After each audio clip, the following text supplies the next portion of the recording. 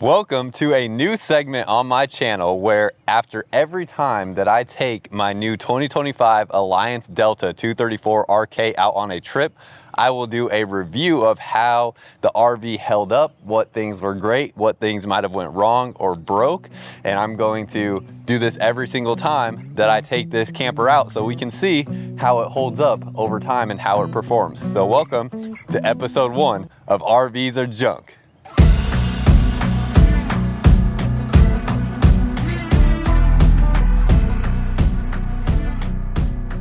In my 6 years of doing RV reviews, one of the most consistent comments that I get across all social media platforms are things along the line of RVs are junk, RVs are a horrible investment, they're a waste of money, they're made like cardboard, anything after 2020 or built after COVID is all just junk.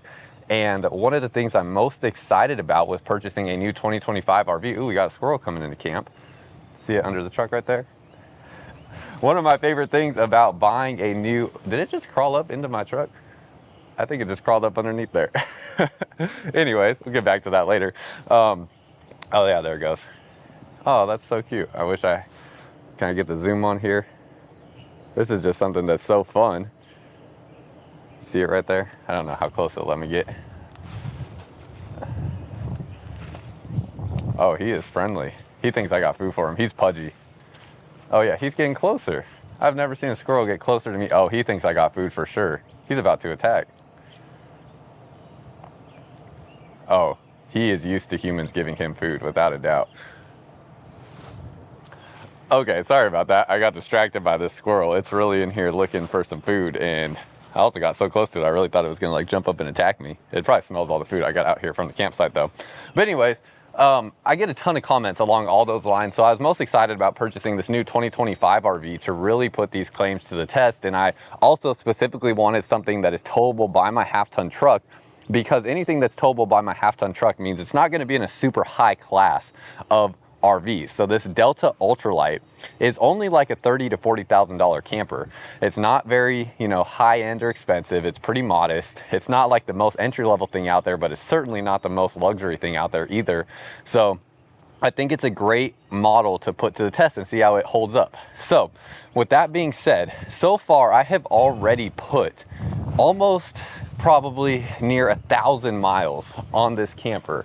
I towed it all the way from Colorado to Texas, and that was, I think that's about an 800, maybe 850 mile trip. And then where I'm at camping right now, I've also driven it to and from my storage facility, which is about a good 20 miles from my house. And then I've also brought it out here on this camping trip. So it's definitely getting close to about 1,000 miles on this camper so far. Plus you have the mileage that is put on it to get it to the dealership that I purchased it from in Colorado from Indiana. So that's another, there's probably about 2,500 miles on this camper already, I would imagine, somewhere close to there. So that being said, there have been very little things that have gone wrong so far. I mean, virtually nothing. And thank you guys, all the critical people out there that are just so negative about RVs. You guys have really made my expectations like absolutely nothing. So when I towed it, every time I step foot in this camper, I expect the cabinets to be on the floor, essentially, with the way that you guys talk about RVs. And so when stuff just doesn't go wrong, it's awesome. It's beautiful. So you can see along the outside, there's really nothing of concern here. I got a lot of stuff for this RV. I'm really proud on this trip that I don't feel like I missed anything that I really needed. I'm not leaving this trip thinking, oh, I need to go home and order this thing or go buy this product for the RV.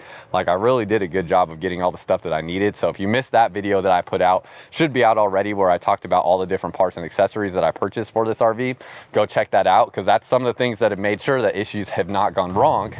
Things like having a nice, good surge protector, haven't had any electrical issues, having good wheel chocks there. I installed the RV snap pads here on my stabilizers as well, and then a bunch of stuff through here, just all the essentials that I need, and also a bunch of stuff in case things do go wrong. But so far, everything on the outside is been in great condition. Nothing has broken, nothing has failed. The only thing we didn't use on this trip is the water system, and that's something too where I talk about in a lot of my RV reviews how if you're just going on camping trips, like weekend-long camping trips like what this was here, can keep it pretty simple. You know, I have this winterized still because it's, you know, only February, and I didn't want to get this de-winterized for this trip. But this campground we're at has a bathhouse over there. It has bathrooms and showers. I personally, on a weekend trip like this, unless I really sweat heavily, which I did not, I do not feel the need to go hop in a full shower. I just use body wipes to wipe myself down. And then we just went to the bathroom over there at the bathhouse to use the bathroom, and it was completely fine. And so that also made the trip just more simple and easy.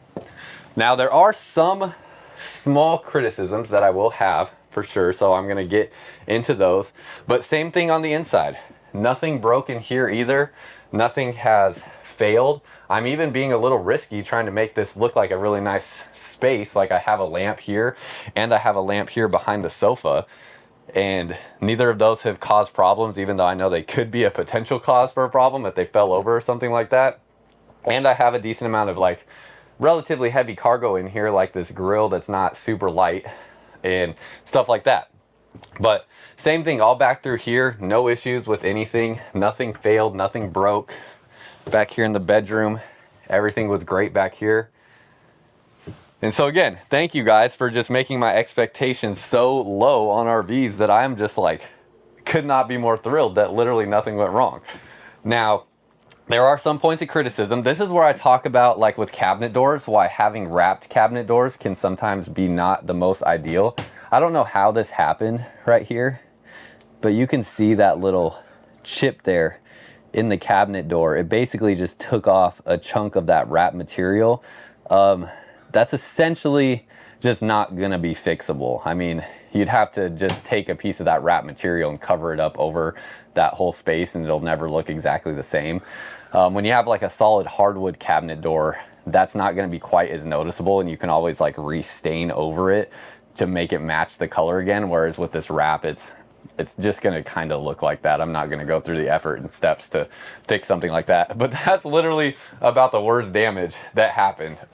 This is something else that did happen that I think I showed in another video too. You can see all that damage right there where it ripped up this metal. What had happened was at my storage facility, there's a lot of gravel rocks out there, and one of the rocks fell underneath this slide. I think I had the slide in, and it came back behind here and kind of worked its way down underneath here, and it got caught underneath the slide mechanism and just grinded down through here and ripped that up. Luckily, it wasn't on the flooring right here, because it would have really ripped through that flooring. But be very careful with rocks on your RVs, because that really could have done some serious damage to the floor, and I was really lucky that it didn't. But those are literally the only two things that have gone wrong.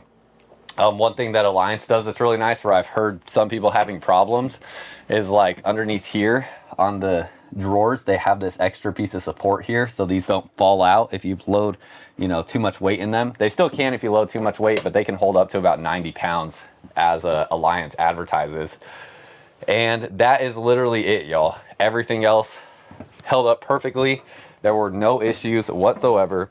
So for a first weekend camping trip, I mean, this was perfect. Nothing went wrong. Nothing happened that I can really complain about. And one thing that I do have to say is part of me feels like too, the reason why things go wrong when people get into RVing is you honestly just may not know what you're doing, which is completely fine. The reason I say that is not to like say like, oh, I'm smarter than you. No, it's to say I got out here, I was calling my dad about things. I was Googling things. I was watching videos about things on how to do stuff properly in the RV. And I was taking my time to really do research and understand and make sure I knew what I was doing when I set stuff up, to make sure I was doing it right, doing it appropriately as best as I can. Along with all of my time being in the RV world, seeing stuff online about RVs. I mean, I've been watching videos on RVing for like, gosh, probably the past 6 years now, as long as I've been making videos of RVs. And then I've been RV camping with my family since I was like 12. So there's a lot of things I've never done before because I'd never owned my own RV that I still had to learn. But then there was a lot of like crossover knowledge from just my time RVing. So take your time when you are learning to RV. Take your time to learn and understand different things that go into RVing, because there's a lot to do with an RV to make sure it performs properly, that stuff doesn't, you know, break other things. Like one thing I'm really adamant about when I travel, everything is in a place where it's not going to shift around and move too much. Different things like that to try to prevent damage from happening in the first place. Before I go, there is one more thing that I do need to address and fix on this RV though. I have said in many RV videos, and will always continue to say it, that from day one when you purchase your RV, you need to check your roof. That is something that I did, and I still have not addressed this yet and fixed it. But you can see there is actually a little pinhole here in my sealant on the roof. That is definitely a potential spot for a leak to occur, and it is my job to get up here and check that and fix that. So I can take it back to the dealership if I want to have them fix it. That does not seem like something that is that serious that I need to have somebody else do it for me. That is something that I will just fix myself. So I'm going to figure out how to get that addressed and get that hole sealed up. But I've gone through all the seals up here on the roof pretty well, and so far that is the only thing where I've seen like a vulnerable spot for leaks up here. So that is something also that I need to address and fix. But every single trip that I take, I will get up on the roof before I leave for the trip and after after the trip is over and I'm about to head home. I will always check the roof. Another thing I will always check is my tire pressure. The tire pressure is something I will check before I move this camper every single time without fail. So I don't know why I'm climbing down this ladder with you guys in my hand. Look at the spot that I'm at. Very beautiful. This is a Lake Tawakoni and part of Thousand Trails. Speaking of which, when you buy your RV from Blue Compass RV, you get a year-long membership to Thousand Trails for free. It's about a $600 value. Basically, you can camp for up to 14 nights in any Thousand Trails campground in a specific region of the United States that you pick. So I can camp for free at any Thousand Trails campground for the next year in anywhere in Texas, Tennessee, Alabama, Florida, North and South Carolina, I think the Virginias, like a lot of different spots. So pretty dang cool perk of buying your RV from Blue Compass that has no additional cost. It's just part of being a Blue Compass customer. So really thrilled about that. But that is everything, y'all. That is, you know, what I experienced with this first trip. It really was great. It was, you know, not a bad experience whatsoever. Everything worked really, really well. And yeah, but keep in mind, I always say they only make two types of RVs, ones that are broken and ones that will be broken. So I always expect something to fail at some point in time on this RV, and it's just awesome when it doesn't. And then also, RVs are made by people, you know. RVs are made by people. People perform differently every day of the week, and every single person performs differently than another person. So I also have level expectations knowing that this RV was just made by human hands, and there can potentially be things that are wrong with it because it wasn't built by machines that are going to do it absolutely perfect.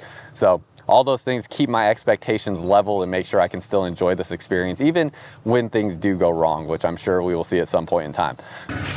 I can't really emphasize enough to walk around your RV and check and double check again to make sure everything is how you need it to be. I've done about 4 circles around this RV in the time I've been taking it all apart, checking the lights and stuff like that, and I realized window is still open, and I think that's it. Other than that, I gotta lock that storage compartment door up front. But I was about to pull off and my one last little check still spotted something where that window was open back here. So can never do too many checks. If you're in a rush with RVing, those two things just don't really work together. Rushing and RVing is a recipe for a disaster. So I try my best to not be in a rush when it comes to setting up camp and taking down camp and driving off. Oh, and one more thing too. If you want to see the experience of the camping trip and just what this camping trip was like, make sure to go to my Firmly Unbound YouTube channel. On Firmly Unbound, there will be a link to that down below in the comments and description. You can see the video of Megan and I enjoying this camping trip, what it was like, and just more of the fun side of the camping and whatnot. So you can find that on the Firmly Unbound YouTube channel, which will be linked down below in the comments and description. And that's it. Last checks are done. So anything after this, if something occurs, if it's something major, I may like add it into this video if I get back to my storage facility and see something happen. But more likely, it will end up in the next video for episode 2 of RVs or Junk. So stay tuned for that.